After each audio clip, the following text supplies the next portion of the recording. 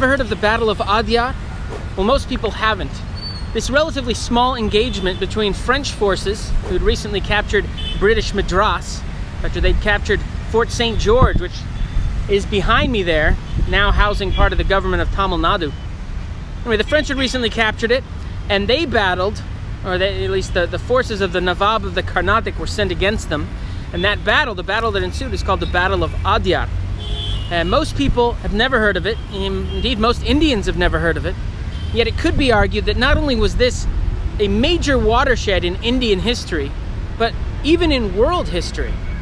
Now, the British East India Company, it's the East India Company, was set up way back in 1600. And when it was set up not as a, territorial empire building regime, not by any means. It was set up as a trading company. It was a commercial venture. Now, it operated in a mercantilist world, which meant it was tied to the state.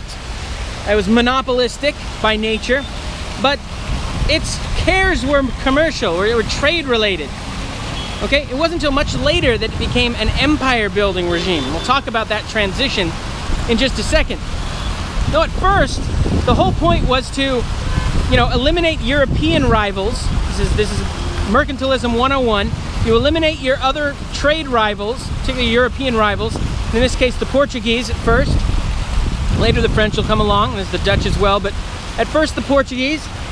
And you establish forts, factories. You establish trading posts. The East India Company had done that in India. The big three had all been established. Bombay, Calcutta, then the first fort of all right here at Madras, this fort behind me. As the company was developing its positions, there were some within it that noticed the successes of the Dutch East India Company. Of course, they'd noticed the successes of the Dutch East India Company. The VOC was, up to this point in world history, arguably the greatest company, the most successful company ever. And so, of course, they're going to notice. And what they notice is that the Dutch East India Company, they're doing things a little different. It seems to consider itself a government in its own right, a government of territory. It has warfare policies, it has military policies, it has civil policies, not just trade policies. And so, King Charles II granted to the company not just its trade monopoly, for commercial ventures, but also the right to raise armies, to command armies, to build forts, to, obtain territory, to make alliances, even to coin money. Okay, so this was a first step. The foundation had been set, the stage had been set for, the emergence of an actual empire building company. But it required a spark for that transition to actually take place. The French East India Company started out like the British. Got a late start, 1660s, but for decades, and this was purely a commercial venture. Obviously competing with other Europeans, trying to elbow them out, but mostly this is a commercial competition. Okay, so the French are competing, the British are in Calcutta, the French are competing in Chandernagore. The British are at Madras, the French are competing at Pondicherry.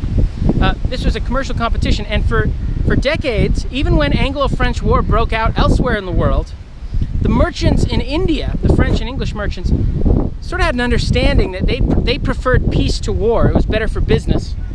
And they sort of ignored those conflicts, generally speaking. Even into the 1740s, the beginning of the outbreak of the War of Austrian Succession, which was sort of a mini world war, the merchants in India, the French and English merchants, more or less decided, once again, this would be business as usual in India, and they weren't going to get involved. This all began to change, though, with the arrival of government forces from both sides. First the British, and then, reacting, the French. The British Royal Navy showed up and attacked some French ships. So the French revenge attacked Madras, where I'm standing, took this land from the British.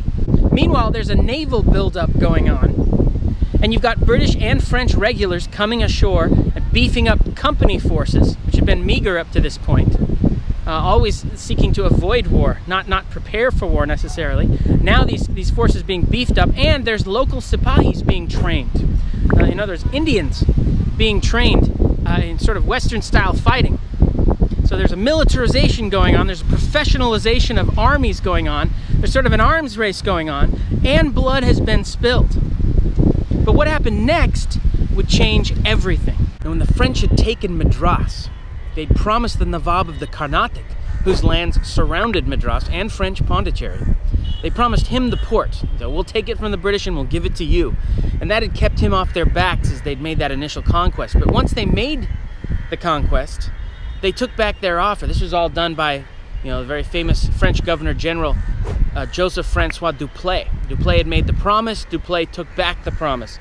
And this made the Nawab furious. So Anwaruddin Khan, the Nawab of the Carnatic, sent 10,000 cavalry to Madras to teach the French a lesson. And surely the French would be wiped out. I mean, a few hundred French infantry, or French trained infantry, versus 10,000 cavalry from the Nawab of the Carnatic.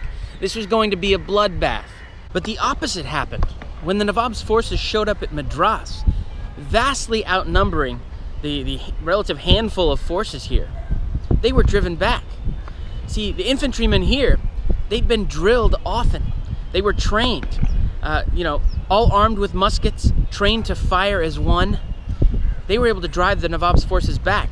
And then a 200-man army, little 200-man army, had been force-marched from Pondicherry, so they're tired. They got here to the Adyar rivers, the Adyar River, what's left of it. They got here, they forded the river, they charged the Nawab's line, again, vastly outnumbered, and they were able to break it and send the Nawab's forces scattering. And this was a remarkable feat. And this demonstrates the Battle of Adyar, and it demonstrated that a relative handful of European-trained infantrymen, whether they're European or Indian, didn't matter, as long as they were Western-trained, they could defeat a much larger, vastly larger Indian army. This realization ranks up there with, the French armored cavalry versus the English longbow in the 100 Years' War. I mean, just like that, the military apparatus coercively propping up the various Indian polities was vulnerable, was existentially threatened by a much smaller group of European infantry. Just like that, it began to dawn on the various heads of state around India that they might want some European allies. They might need some European training. Just like that, the British and French East India Companies were in a much stronger position in terms of leverage and power vis-a-vis their Indian neighbors. Is it any coincidence that it's shortly after these events that the British East India Company begins building up its European-trained forces in India? Is it any coincidence that we see intervention by the French and the British in India, in local Indian politics, on a scale hitherto unknown shortly after these events? Well, it's no coincidence. The era of Anglo-French military rivalry in India had begun, dragging into it one Indian polity after another, culminating, of course, in the ousting of the French from all but a few enclaves in India, remnant enclaves, and positioning the British for decades of intervention and conquest in India. Two companies that had started out as commercial ventures and commercial rivals had turned to empire building. This was a game at which only one could win, and the French showed the British how at the Battle of Adyar.